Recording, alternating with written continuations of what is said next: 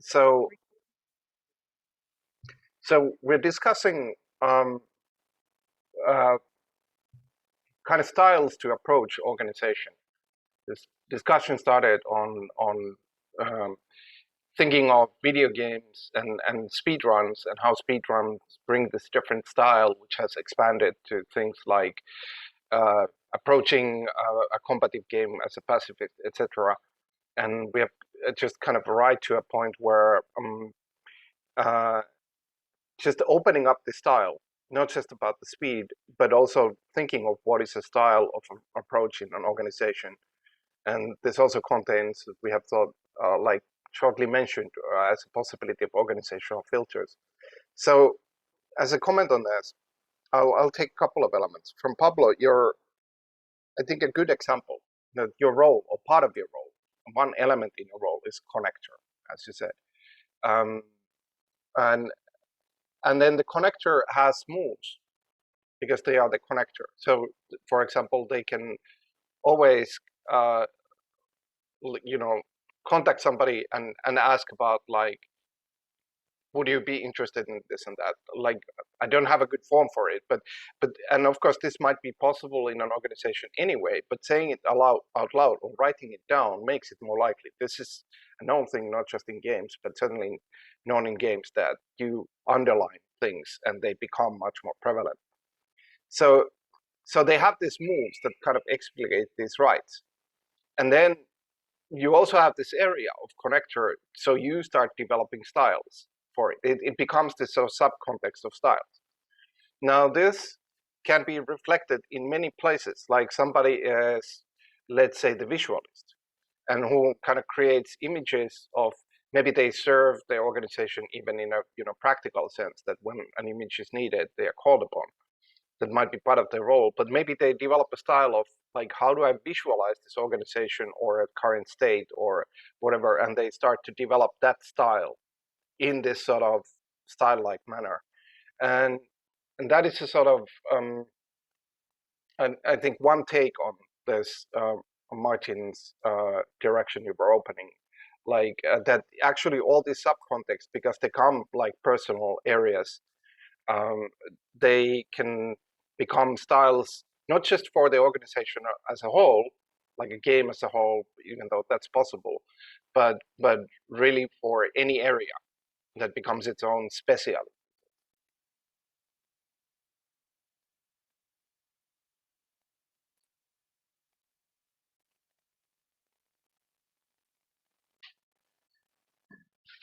I'll adjust my curtains because sun is beating up here as well. But question, like, yeah, is it important now? When I know, like, in the way you are visualizing organizations, is it's within like this kind of distributed object capabilities kind of perspective. Can I ask a stupid question? Is it important that all players in this game have the capability of speedrun? No, I don't think it's important. I think it's more like, in a way, it's related to object capabilities and things like, and it's related to rights, and then it's related to games like the Waterhome, which have this sort of like a similar modularity, like, and like it's really a design space. Like, oh, if I have all this on my palette, I have this sort of possibility of things that could be designed with it. Like, we're currently discussing one direction, like the styles in and of themselves, but then we can already see that the styles can be many, and even the context of styles, scopes of style can be many. Like a sub role within a role can be an area that kind of motivates or creates an area of its own style. So I wouldn't say like none of this is like every organization has this, and this is very much like, I think current organizational thinking, and certainly current a lot of crypto thinking, is all about optimization. Let's find the best form, quadratic voting, and let's all do that. But if you look at all the kind of cultures that have a lot of kind of maturity in them, it becomes more and more absurd to find the best piece of literature or best game. And this is more about like taking this variety approach. Like, so I don't think every organization has speedrun, but every organization has the possibility of adding a style. They can also say we don't add styles, but it then becomes an empowerment of the design space.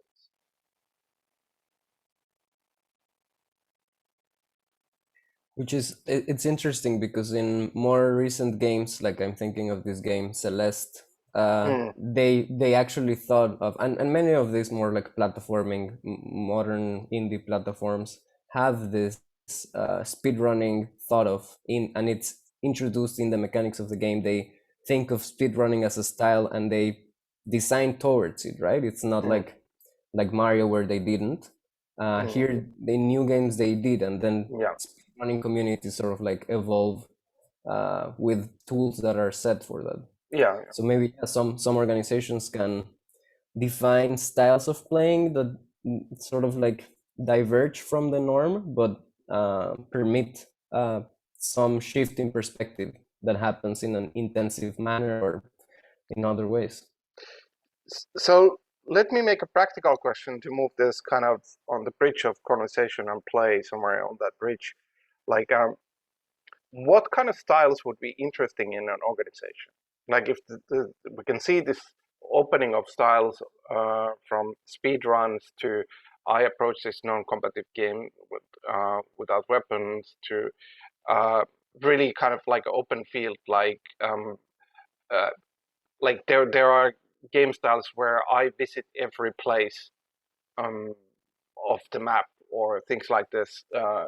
So what kind of styles could be thought of for the organization? They don't have to fit every scenario in every organization, but what comes to your mind, even if it's like still vague or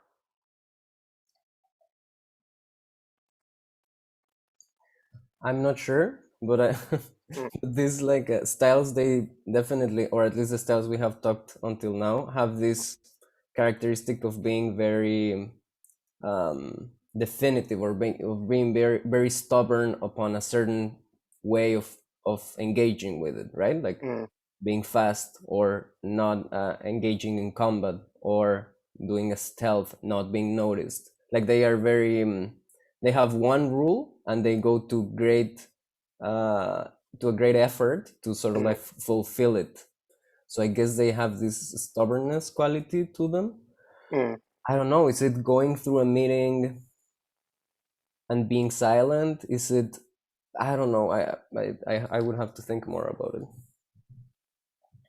I have one that is sort of practical and kind of expands the style maybe a bit, but it's which is like what if you describe an outsider style, like you have an organization and then you intentionally create an outsider style, that somebody who doesn't know anything about the organization, but you kind of create that template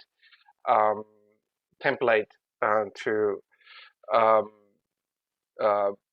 to allow for like an outsider like enter into an organization in various ways, come to an offer description place or make an offer, like and then that is sort of a style that you create, like this sort of role for an outsider in itself. So that's one kind of semi-boringly practical, but I think a useful thing.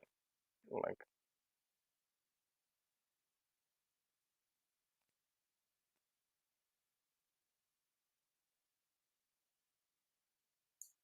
Yeah, and I'm also thinking if maybe some of these styles might only be possible in a speculative manner.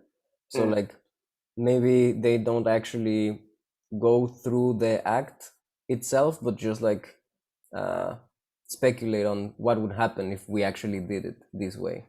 Like what would actually happen if we went through this project in this very specific manner. Maybe it's just an exercise in imagination. I don't know. Maybe some of them are, some of them are not. But I can now do say. No, what I was just thinking is it's maybe a bit first level, but what I was thinking is wouldn't one couldn't one consider, like, for example, like acting cooperatively, could one not consider that a style?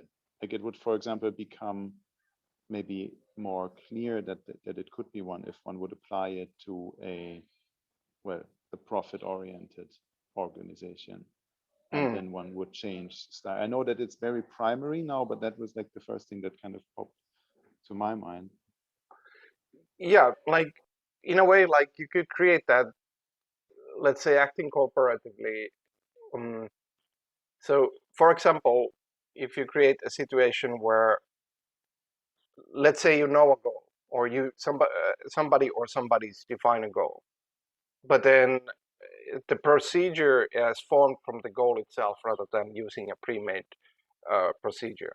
That tends to, looking at games that are doing this, actually lead to collaborative situations, because if you have this goal, it's actually kind of like a question how everyone can pitch in, and it's usually more effective than starting to compete on it. That's one way how you could approach this. Like, and you could have this sort of, that could become an alternative pattern in an organization. What If I you're meant, talking, go ahead. sorry, what I meant is like, or maybe I'm specifying while you talk, so there's no background. There's not. Is that you know, if as a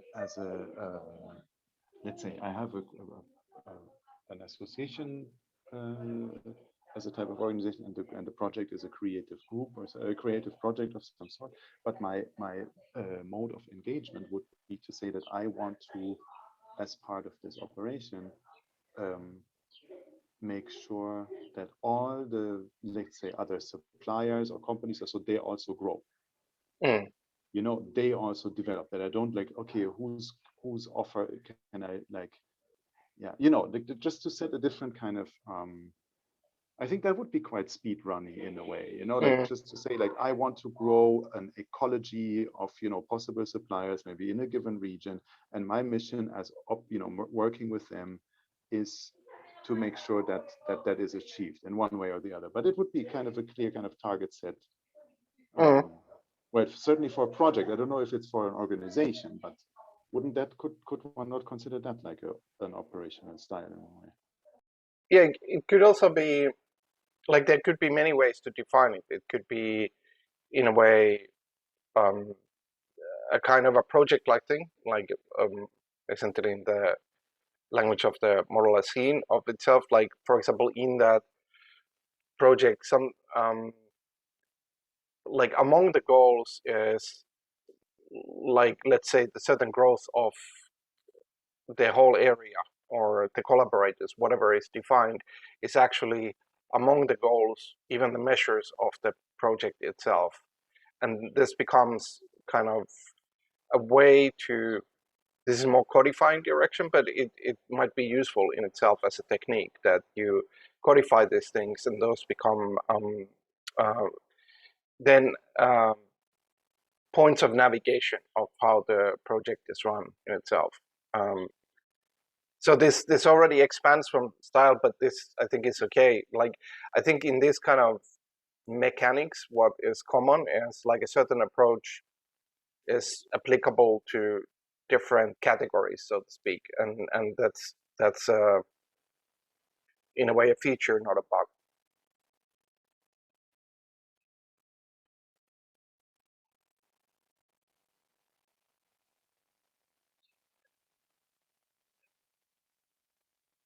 Because you could also like express it as a style, like, as well. Like, then it might be softer. It might be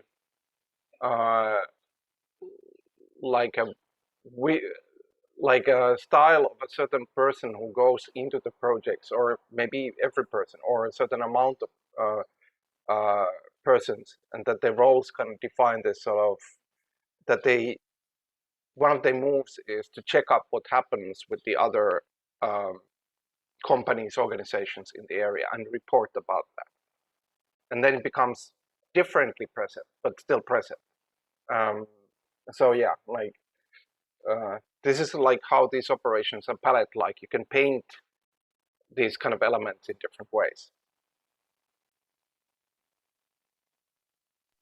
Right. An example from a kind of another direction. It's also possible to think of styles in this kind of way of contributions. Like if somebody takes the style of creating questions and they come to meetings and they write up questions alongside the meeting, and then those questions become a kind of material for the organization to process. This can change how a meeting is perceived, and what are the processes that come out of it. Like, and of course, it doesn't have to be only questions. It could be a description. It could be a diagram of powers, like just to throw some examples. But immediately when you highlight these things or bring them to presence, they have their own input to potentially the process itself or after processes.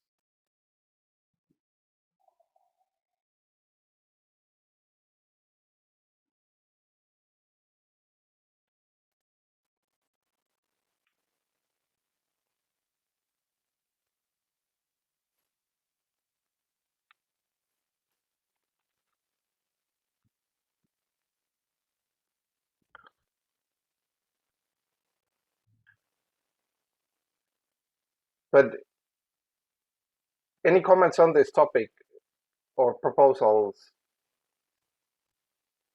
of a further approach or another topic? At least to me now, it's clear that sort of like the function of filters as styles, and where speedrunning and these other ways of engaging fit in this organizational template.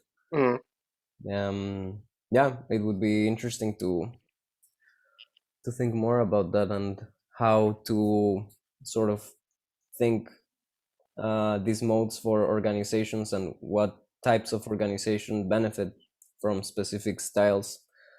I do think it I don't know if you all agree, but that styles have this notion of it's not something you do every time, but something that you sort of like do sometimes to gather information, test, understand things. Because if you always do that style, then it's more of a role, I guess. Yes. Yeah. So that distinction is important, I guess. But yeah, I can also see a kind of use area for them in the sense that organizations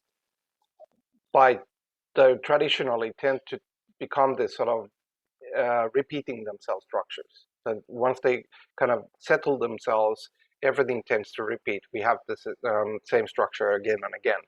So then a style is a way to insert variation into that and potentially create material that can then lead to potential changes and various other permutations. So it's an interesting possibility in itself. Just as a sorry, Becca, as a side note, where you talk about this kind of repetition, isn't that a bit the point of an organization? Repetition. To an extent, like I think it's not like a good or bad thing. I think it's like in a way, like it's another kind of a different flavor of a beginning of sustainability, right? Yeah.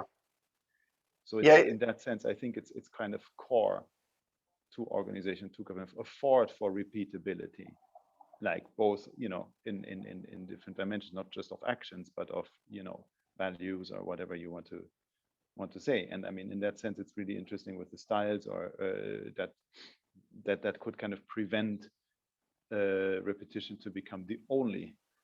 Yeah. I think actually that is very comparable to humans, and also why I like the body metaphor for organizations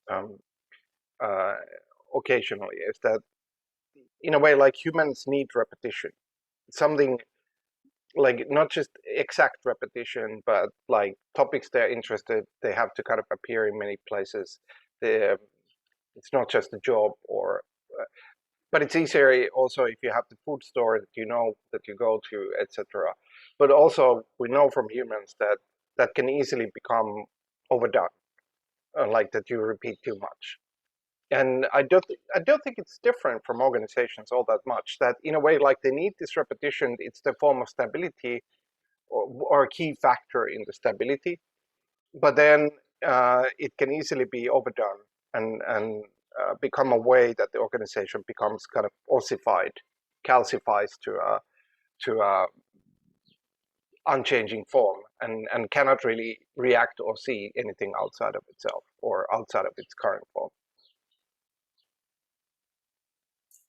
And I think that this is very interesting, that this repeatability of not only actions but values that you're saying, Martin. In a sense, it's like what makes configures the identity of an organization, right? If you're a cooperative, then yeah, sort of like you distribute the equity among your members. If you would do it differently, then you would not be a cooperative anymore, right? So then that's what I mean when I say that some of these styles or filters can only happen in a speculative manner, right? Maybe a cooperative does this exercise of what if we had stakeholders? What if we changed our model? How would we approach this project differently? Just like as a testing of maybe of values or of goals, or yeah, I guess some of them can only happen speculatively, because otherwise you would be changing the organization even if you just want to do it once. I don't know if this makes sense. But yeah. I mean, it does. Like think of like you have a cooperative, but you create an outsider role, and then that outsider role has a style that they, let's say, draw diagrams of power relations, like in say a cooperative that has run for a while, and what's usually of course happens is that even power relations turn to power relations. There's interesting studies on this, like so, and then that drawing might be a point of or like reconsideration, like how is this working and how do we address this, and this becomes maybe a change in the rules of the organization, maybe some other kind of a change, but that can be helped with somebody gets the style that you're to coldly draw just what do you perceive of how these people interact and what goes where. And but once again, this repetition being good and bad, like this kind of thing is not normally considered in an organization because we have this procedure of a meeting and this is what happens. And in a way, that kind of style doesn't hurt or destroy that or violate that. It comes kind of like a filter. Like the filter doesn't violate the buildings, it just colors them differently. I guess then it's useful to make a distinction between filters that are visibility filters and those that are like actionable styles. Yeah. Mm-hmm. Yeah, it's an interesting thought, like something to think about. But I that again. So I didn't understand that, Pablo. What could you? Yeah, that sort of like some filters are valuable in the sense that you see through a problem with a different perspective, but you don't necessarily act or modify the organization. Whereas there's some playing styles or styles of engaging with the organization that require actions. And yeah, sort of making a distinction between filters, more passive, more of observation, and styles that are more based on acting.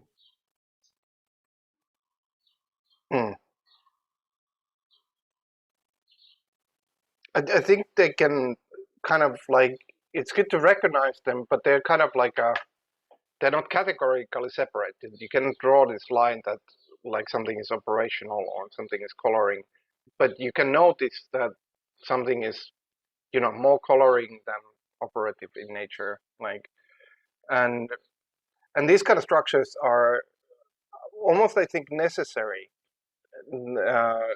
in whether it's games and organizations. If you only design with pieces that are actually like completely separable, like like Platonic solid style, like it ultimately becomes this sort of like limited palette. Like like you said, like if a style starts to repeat, it becomes more like a role. But this is okay. It's just recognition that sometimes seeing it as a style is the most fertile way, and sometimes seeing it as a role is the more fertile way, and sometimes seeing it as a hybrid between those though is the most fertile way.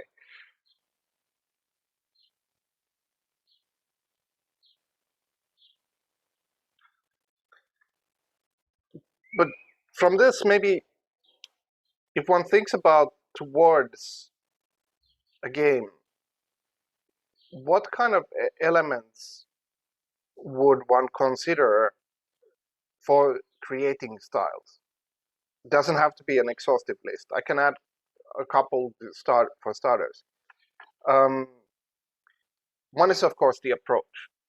And the approach could be described in terms of a goal, like what do we want this approach? And it could be described in form of a practice. I'm writing this down, but one can use them later. So practice is like, do it like this and that, like roughly speaking. It's also interesting for styles to consider medium. That is like, I mean, even in practical sense, like you draw this or you write this or you speak about this and so on, like, and those can be concrete elements that can make one think about it differently. But the medium also contains not just like mediums in this large categorical way, like drawing, but formats. That is like you use this kind of format. Like let's take an example, this diagram. Like a diagram is roughly speaking drawing, but then if you're given this sort of like draw a diagram describing power relations, that's already sliding to be a format. And of course, it could be even more specific than that. And then you're in the format land quite strongly. So approach that has like subtopics of goals and practices, mediums that have the subtopic of like, let's say, general mediums and formats.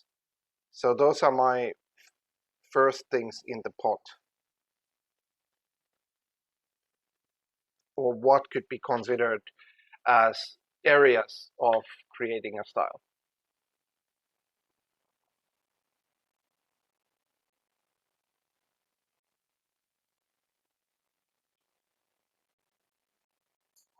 Anything else come to mind?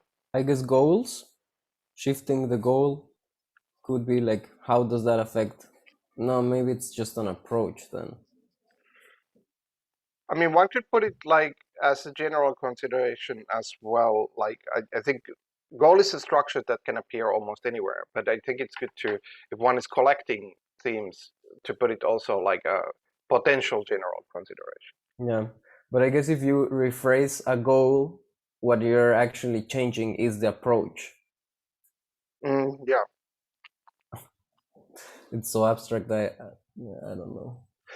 I mean, it's abstract, but it's also concrete. Like, you can recognize a goal if somebody expresses, like, I want this, or we should do this, or we should create this. All of these are goals. So in a way, like the concept is abstract because it's so large, but in a way, like goals in and of themselves, when you actually create a goal or express a goal, it's fairly practical. Like people can say that's not a goal or that's a goal fairly easily. It can be a bit fussy, but generally it's not the hardest thing to recognize. It's much easier than say recognizing beauty, which is up to person's opinion. I add another context, which is like maybe your style only applies to this kind of meeting, or it applies to your offers for this month, which means that context is kind of contains like time and space, at least, like space in this larger sense of like how organization is a space and how it's the meeting procedure is a space, and then time can be like every one of these meetings, or like next 4 meetings, or whatever it is, like different kind of time definitions. So so that is something that I think is a good mechanic consideration or area consideration for styles as well.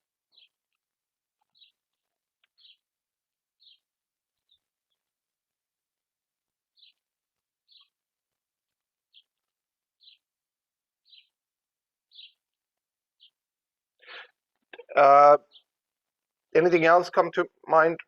Also, Eric, Martin, does this seem sensible or like a way of breaking styles, or do you feel disagreement, or are you lost with this? I think I might still be a bit lost on that, to be honest. Yeah, I'm a little lost too. And actually, I got to sign out right now because I'm hitting up my time. Okay, it's okay. I'll start getting it the more we talk about it. But if I kind of summarize this, like, say you were creating a style, what kind of things you would consider? And like, you could say, okay, I consider the approach. Under the approach, I could consider a goal of that approach, like what does it try to do? And I could consider the practice of that approach, like what is the actual kind of structure that I'm doing, or like what is the recipe, the algorithm for that. Then I could consider mediums, like which is like how does the style express itself, which could be general mediums, like I'll do this text, this style comes out through text or pictures, and they could be formats. Like I could create this kind of a template of creating questions for organization, and it could consider context, which is like I want to do a style that approaches how do we make decisions, and therefore my context are that and that decision making. Um, so then I apply the approaches, apply the medium to a certain context, maybe in a certain time frame, etc. It's kind of like trying to explicate how you can start to break the style into pieces, which can like fill this in or like formulate these, and you have a style in itself. So that would be pretty much like a kind of graphic design, like a style, like, you know, a lot of attributes would be kind of compiled into like a shortcut kind of way, out of which they could be unfolded and applied. Yeah, no, that makes, I mean, that is internal mechanic that matches rather well, I think, with how I think of the word style also. Yeah, and in this context, it's more like it's the same, which I think is a good thing, because it means that there is such a thing as organizational style, just like there is a graphic design style, and we could use the same for writing style, and it could apply sort of similarly. I think maybe the context might be more emphasized in organizations because they are this sort of places of places, or spaces of spaces. But nevertheless, it kind of follows similar models than styles in other contexts. I'm thinking of styles as this like distinctive emergent properties that sort of come up with repetition or like consistency, but it's, I guess, changing the style would mean to, or to apply a style, apply a new style would be like a voluntary and temporary variation on the way you engage with part of the organization. Yeah. Okay. Yeah.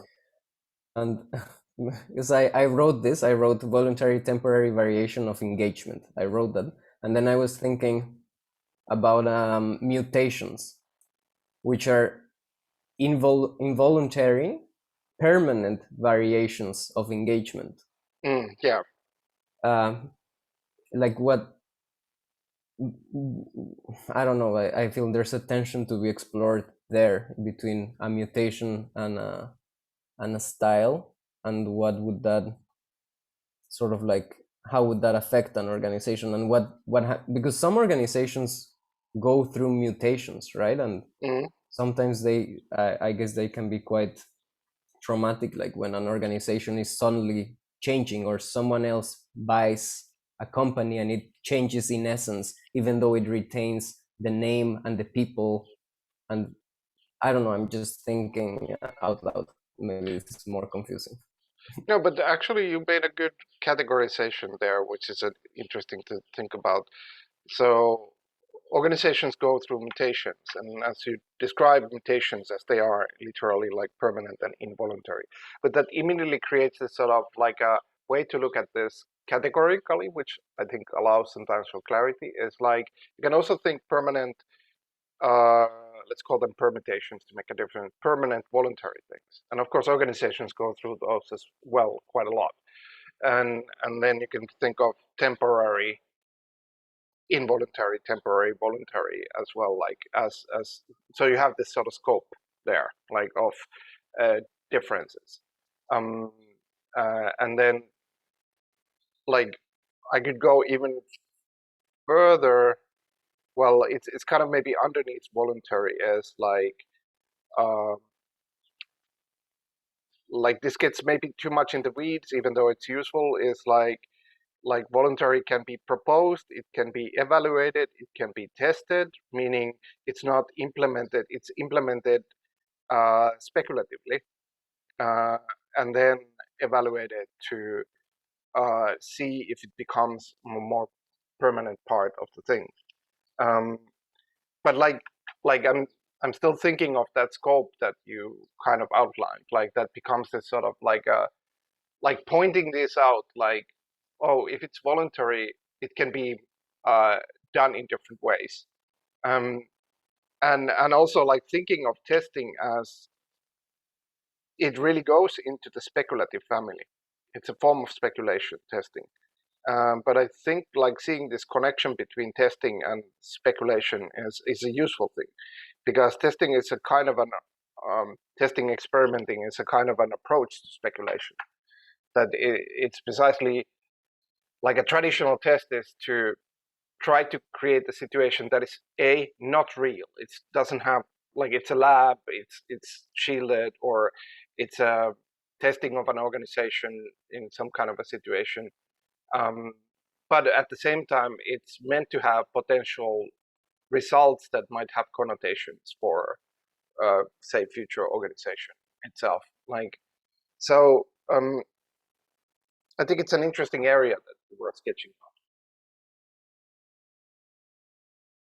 Yes, that the testing happens in a controlled environment, so that it does not contaminate the exterior, right? And Yeah. then once it's proved, you can safely implement it.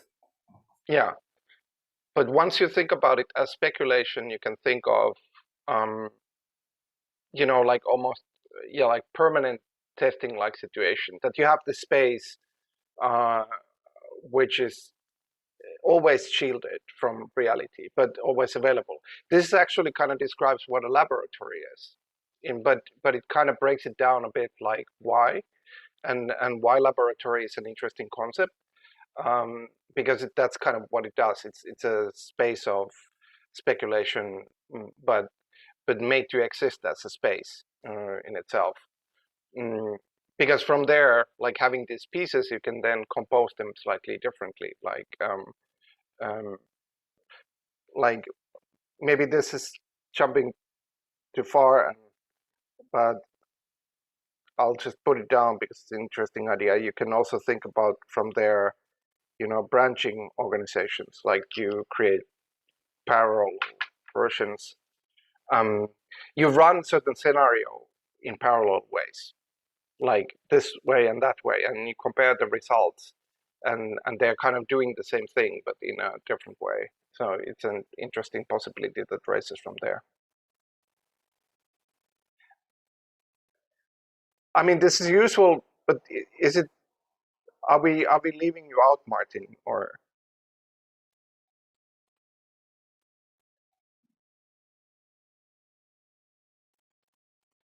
are you off the line?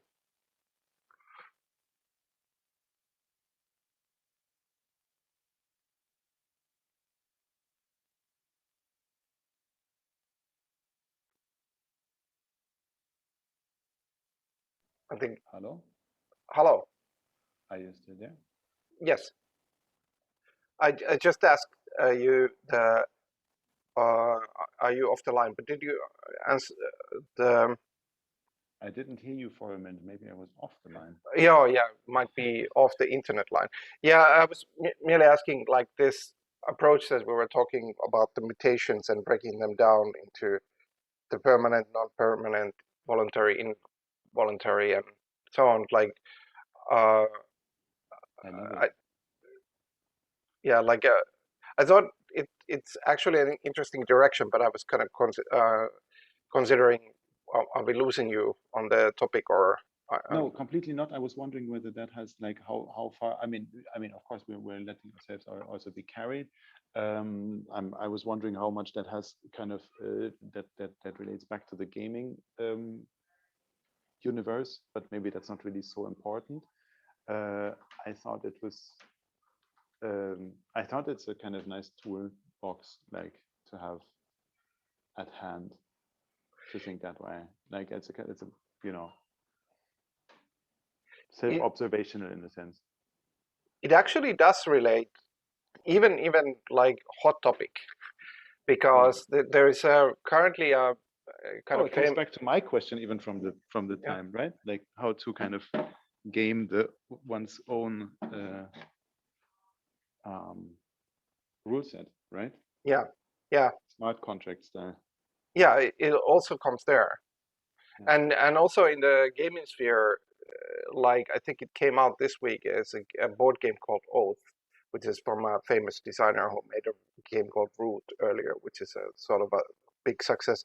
But so Oath took a different approach to permutations in a board game, which has been this sort of topic for the last 5 years. And it's often been like, like there's these envelopes and you play the board game and you arrive to a certain situation and open an envelope and there are stickers and you add them to the board and then it's permanently changed. And then the next game won't be the same and so on. It's called legacy games. But then Oath did this differently, is that there are no stickers, etc. But it's a game of certain kind of, there's always one player that is a ruler and others are exiles, and it's about who is the ruler at the end. But always the next game starts with the division of areas that is the end of the last game. But so it's no stickers at it, but you always start a different game.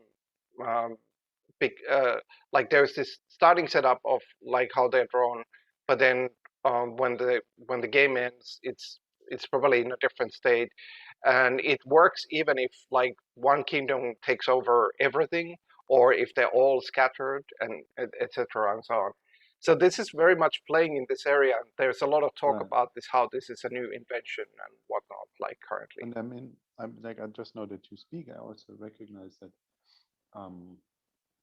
I mean, in the organizational side, it certainly works. I mean, right now, like the other Pablo, you weren't part of. I had a phone call with Pekko about another thing that I'm working on right now, a little conference, and we were talking about that we could speak about the game part on that side, but that is also basically about a mutation. Yes. Of an organization that I am kind of concerned with right now, and the conference is really the part of, or the, it's a bit. I'm thinking of it a bit as a kind of maybe catalyst for for driving that mutation a little bit, and maybe it is right now in kind of approaching. So the conference would happen in fall. I'm certainly thinking about it a lot at this point, or like as long as my other stuff allows me to, but in this kind of pre-moment, it acts maybe a little bit as a filter on the current residency that I'm running. You know, so like maybe it foreshadows possibly a mutation, but right now it feels to me really that like I'm not looking at the same program anymore. That it's, and I think that makes it rather applicable indeed. Yeah. And it's also like it kind of opens this sort of its own speculation probably by itself, like, well, it could be this and that because the filter exists. Like you see different, like to make a concrete example, if you So you have a set of 5 filters, different colors, and you look at a painting you've seen many times, but that, like, looking at through the filters, that might make you an idea that you don't have. Like, oh, I hadn't actually looked at those buildings in the same way, but now that I see this filter, it kind of highlights them. And like, it's a very much in a similar pattern, but more towards your program in the fall, etc. Like, and it's an interesting quality also to design this. Like if somebody is invited to a residency and then encourage them. Like, what if you create a role where you create this, like, you have a filter and you create permutations or speculations of such, like, and you propose them, like, just as one example, but that's certainly a possibility that opens from that direction. Yeah, we should totally note that down. I Yeah. have a pizza because that's my kind of breakfast. Not really. Not quite true, but we should note that down for the fall. Like, sorry, Pablo, that this is kind of a bilateral kind of conversation right now. No, but it fits because it's kind of concrete on this as well. Like, and Pablo, it would be great to have you anyway, even just, you know, as we go public. Yeah. Yeah, I would be happy to hear more for sure. Yeah. Like, I think from here, what opens up, once again, we haven't really gotten into the play. Although we were more game designers brainstorming, more brainstorming and playstorming kind of meeting. But I think, like I said when I came in, I hadn't thought about the filters, and really what Pablo started actually kind of explicated them quite well. Like, not that it's exhaustive, but it really gives, there's a lot of meat on the bones that has kind of come out of this. And I've made a lot of notes with my fancy Chinese pen on kind of putting this down, because, like, what I could promise is to put the notes in a Google Doc, because I think Martin is right, as a kind of starting point, because everything he said here actually fits well with the structure described in the beginning. And not that everything has to follow it, and not that you need to have styles, this kind of structure, but really the whole structure is so modular that you can take its approach to roles and put it somewhere else, but don't take the scenes and whatever. So it might be an interesting kind of starting point, because I think one strength, which is maybe game designer nerd kind of thing, but it does have some real applicability, is that if you create a medium that can express a game like Wonderhome, like, you could use this to create other games in that style, and everything that is in the expressive range of that game is in the expressive range of this organization. But you can also express a variety of organizations. These kind of things often excite the nerdy game designer sense, because it kind of opens this hybrid field, like anything in between, or an organization that feels like playing this kind of role-playing game. Of course, you have to design the details. It's not like snap and it's there, but it's like, oh, with this palette I can express that. And that for me is interesting as a capability.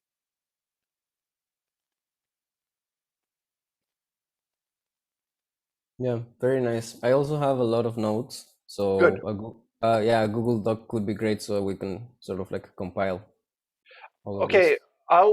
I can open it, and even before I write it, because then you put the notes that creates pressure. And then, like, of course, I open it editable to all, so anybody can add notes to it. So I make promises are good in this sense that I could make a promise of posting the Super Mario speedrun video, because it's a really good video. Like, not just for speedruns, it's a certain kind of like a how system creates worlds and how those worlds can be really weird. And it's also very well presented. It's a smart guy who's doing it. But then at the same time posting this document. So I make the promise of doing it this evening. Might be late, but this evening, once I'm off other things.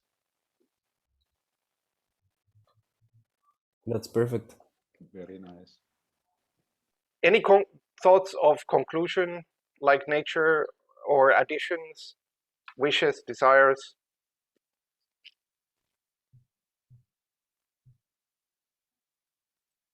Just to say that I'm sad that I missed last part where you were playing, and I hope it would somehow be possible to that I would meet another one. It's always just a family timing thing on my side, so it's It challenging. it's okay. I think we'll get there. Like I think I was thinking of like today like figuring out roles and creating roles with this kind of palette, uh, and kind of like seeing what happens if your role changes, if there is a style to take that topic, and so on, and kind of testing and playing them out, and we can get there. For example, like of course it can be something else. I think there is also a lot of power in the thinking of projects in this expanded scene sense. I don't know if that's the right concept, but in this, like, it's both a place and potentially this sort of direction, and what can be done with that. But that's maybe something for later stages, because I do think roles help people, whether they are easy or not, a structure. But the reason why they are often easiest part to start is because it's very much like reflects immediately back on you.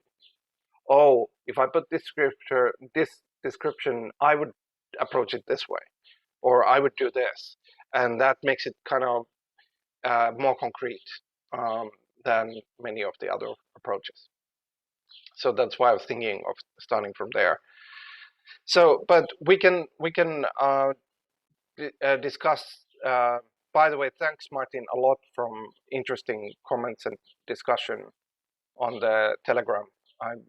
I kind of celebrated that you did that, so I tried to answer. I made a couple of hours ago the answer to your last points. I saw it. I'm going to. Yeah. Look, I was a bit fearing that I was veering too far off, but then again, I thought that like, okay, we're looking at stuff through games, so I don't need to kind of only talk about games. Yeah.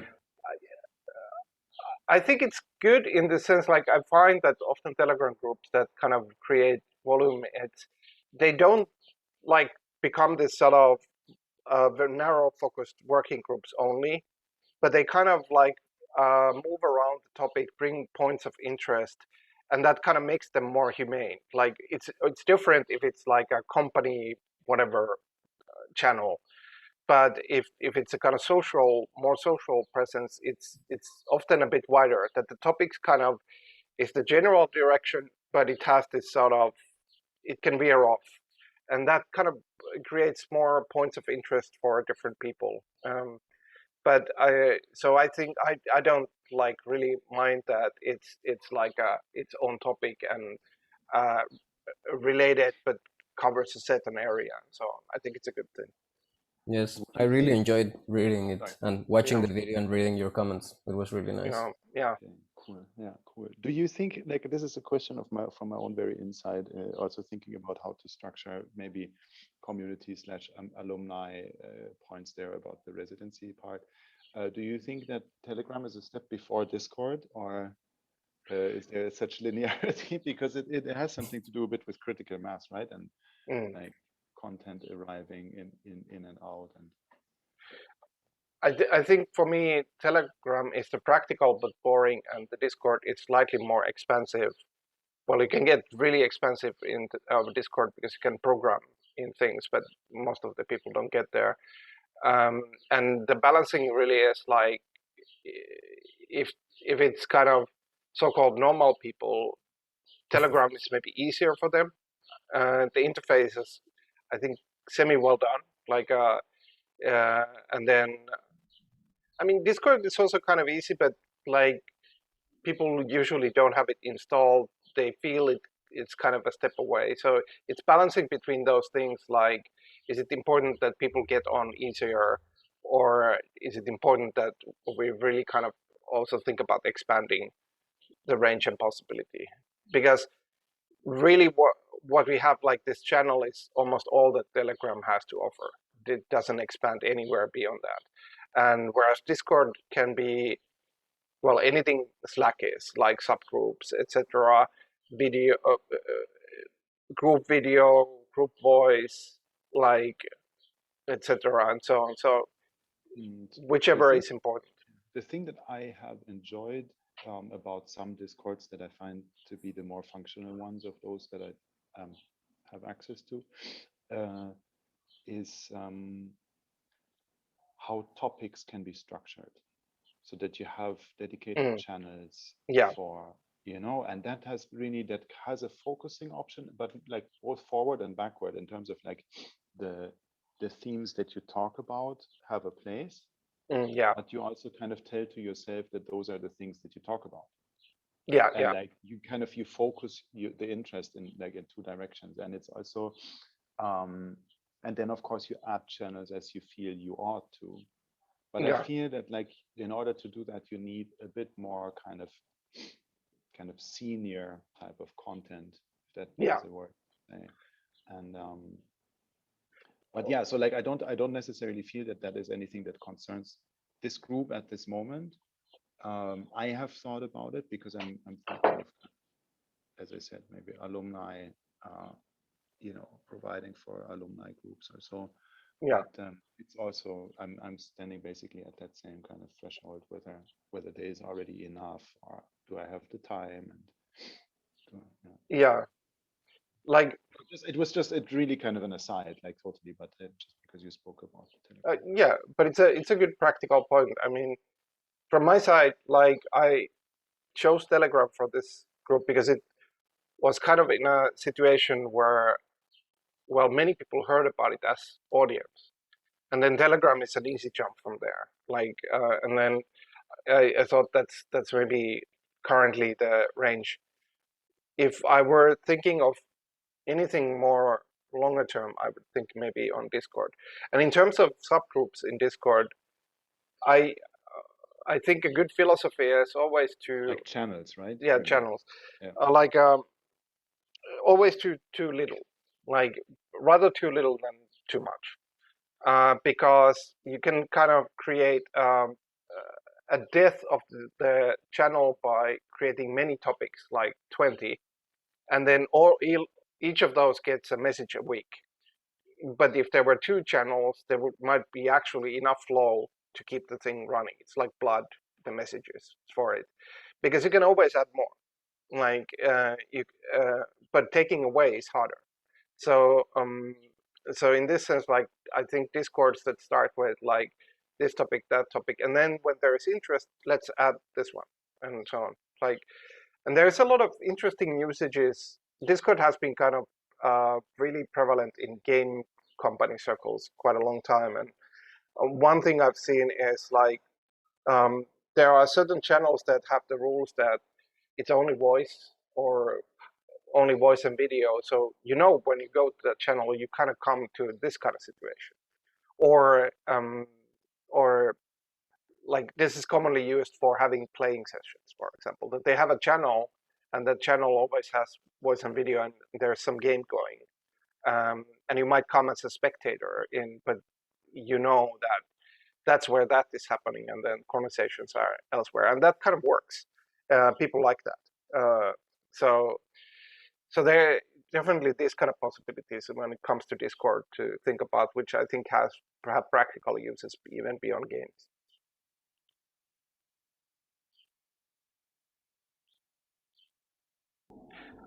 I totally agree. Yeah. Just the threshold for Telegram is so low, it's so easy, but Discord is amazing. Like if you can have the onboarding and people will actually use it, it's so it's nice. Better, yeah. Yeah. I'd be interested if you have any kind of discords that would kind of relate relevantly to what we're doing here, to if there's any invites going around, just because I'm really interested in that format. Yeah, I can think about there are some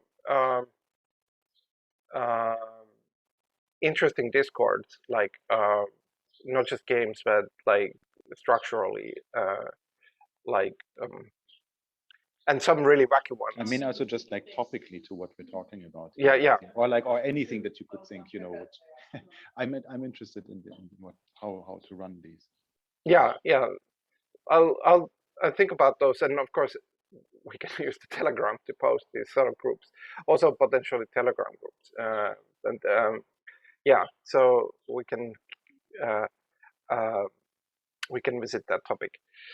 But hey, thanks for both and Eric. Yeah. Unfortunately, Jakob couldn't come. He messaged me that he'll watch the recording, and Thea as well.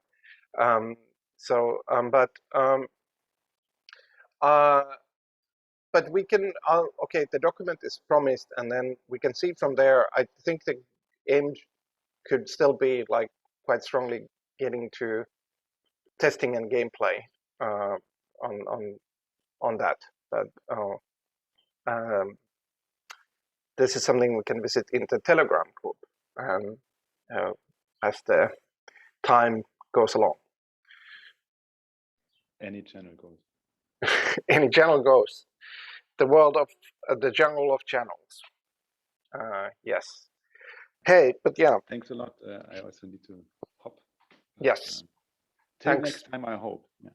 Yes. Thank you. Bye bye. Cheers. Cheers, Pablo. Bye. Bye. I'll stop the recording.